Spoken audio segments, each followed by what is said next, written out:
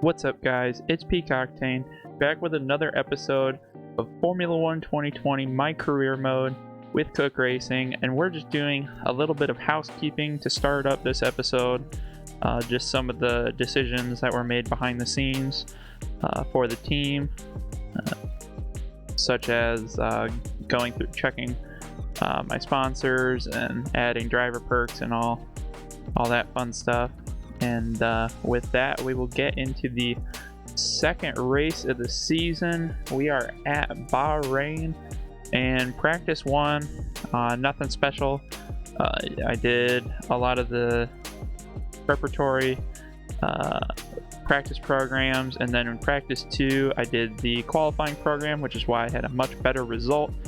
And within those two programs, I was able to finish all the programs for the weekend. So then I went in and I took the resource points from that and I added yet another upgrade to the car. So we're being really aggressive early on with trying to get as many upgrades on as possible, get our car ready for race day. And now we are in qualifying one, and we move on to Q2 as we finish 11th in the first round of qualifying.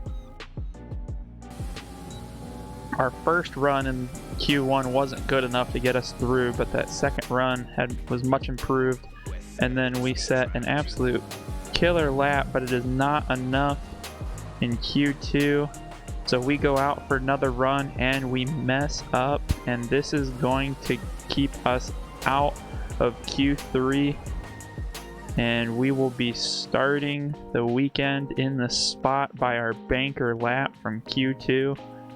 We will be starting 13th on the grid, and now we are preparing for the race, and we get a tremendous start. I found that having half throttle is pretty much the key to getting off to a good start, and then I always throw it into overtake just to kind of get that extra boost.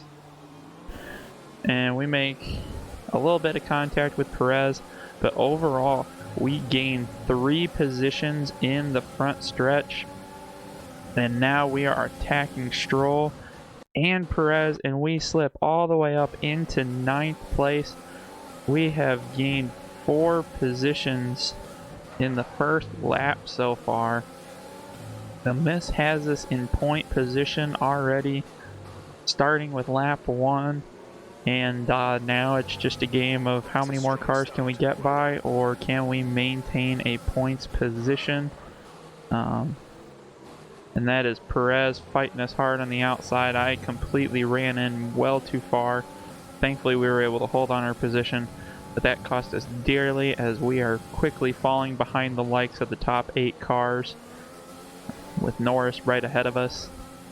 And I mean, this is a very high-speed track, as there really is a lot of long straights and high-speed corners. So that once you lose momentum, it can be pretty hard to catch up sometimes.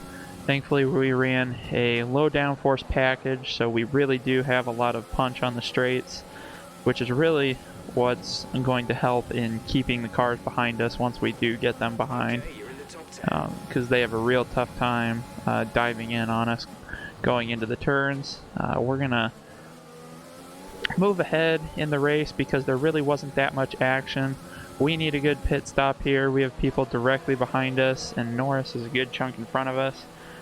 So hopefully our pit crew can step up, and I don't expect them to get me a position by any means, but a good pit stop just to keep me ahead of those that were right behind would be ideal. And they deliver. That is a 1.9 second pit stop. Only Red Bull was able to achieve such feat all season long. And within our first season, our pit crew is stepping up. And Ricardo is able to go around the outside of us and Norris, and that is going to be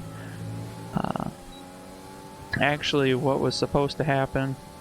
He was ahead of us going into the pit stop cycle, so I'm not too terribly surprised. There wasn't that much of a difference between the overcut and undercut, because I believe, if I remember correctly, he was right ahead of Norris anyways. So no difference there. And really, it was a fairly boring race in terms of overtaking after that first pit stop, because every time I could even get close to Norris, I would mess up, and then by lap 12 I was already falling away from them, and I lost touch, and then it just became me holding on for dear life, trying to fight off Stroll and Sainz from taking over the final 2 points positions.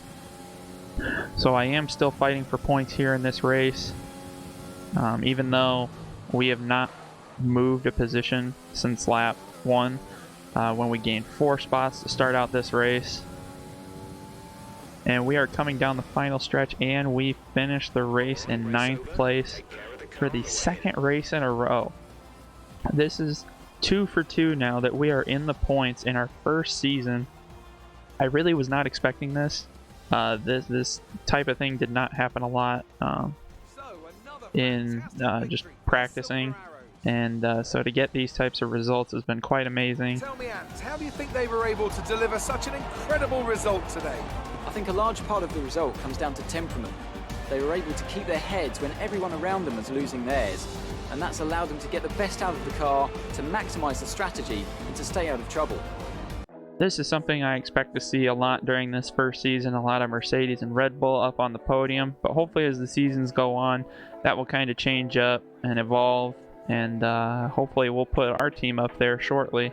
I really don't expect a podium this first season unless we get real lucky on some strategy calls, but in terms of the car pace, that's not going to go out and win us a race against the likes of Mercedes and Red Bull, and even Ferrari. So we'll just have to see what happens.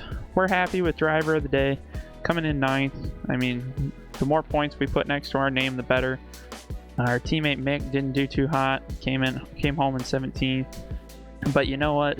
The fact that he finishes ahead of 5 cars in our 2nd race as a team, I really can't complain. I mean, he is a rookie driver after all, just like I am, and our goal isn't to go out and win championships yet this year. That'd be too much to ask for. So being able to finish ahead of a few teams, I think, is actually pretty good job on his part, and we'll continue to invest in him moving forward. And then just some more housekeeping stuff, showing some upgrades and some events that we're doing prior to next week, and we actually get 2 upgrades successfully put on the car. So going into round 3 at Vietnam, we will have some upgrades. And as always, see you next time.